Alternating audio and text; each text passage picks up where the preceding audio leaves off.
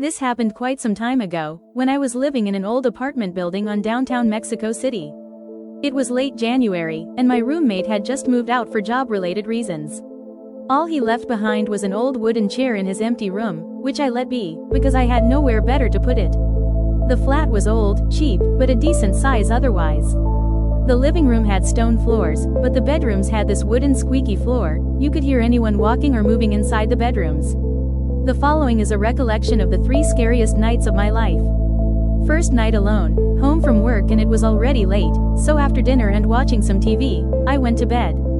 Between dreams I'm awoken by the sound of someone moving in my roommate's bedroom, footsteps and the chair being slightly dragged across the floor. Took me a few seconds to realize my roommate wasn't living there anymore. Shit. I grabbed a heavy book to use as a weapon. Well, not everyone keeps a shotgun or knives next to the bed, not that it would have helped anyway. Got out of my room, and went over to the next room, outside the closed door. I still heard the steps. Tap tap. I opened the door to beat the crap out of anyone inside, with the power of intermediate macroeconomic theory. Nothing, no one. The stepping sound had ceased, just the open window and the chilly winter wind making the curtains dance. WTF. Didn't I close that window before going to work? Unsettled, I closed the window, had one last look around the room. A cat? A rat? A bird got inside? Found nothing, and went back to bed. Then there was the second night.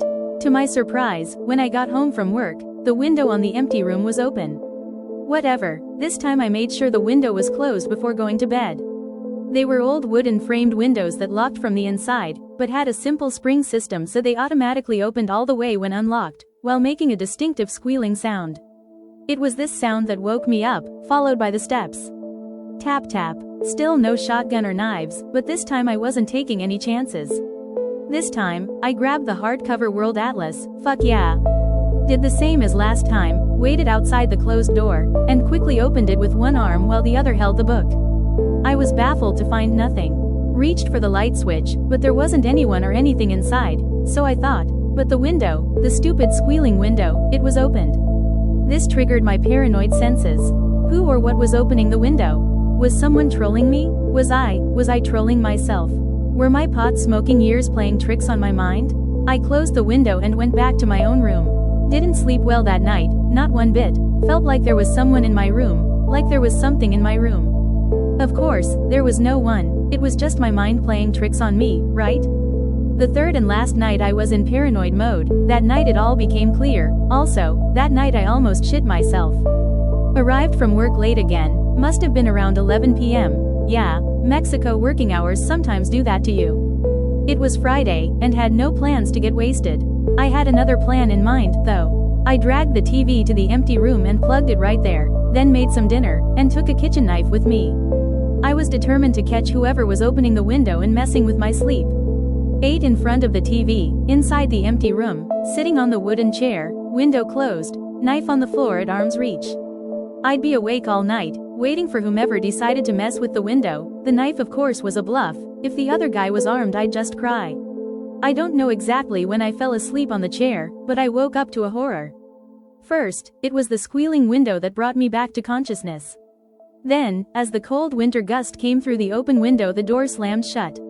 I was awake and pumped with adrenaline, grabbed the kitchen knife and stared at the open window, but saw nothing in the darkness.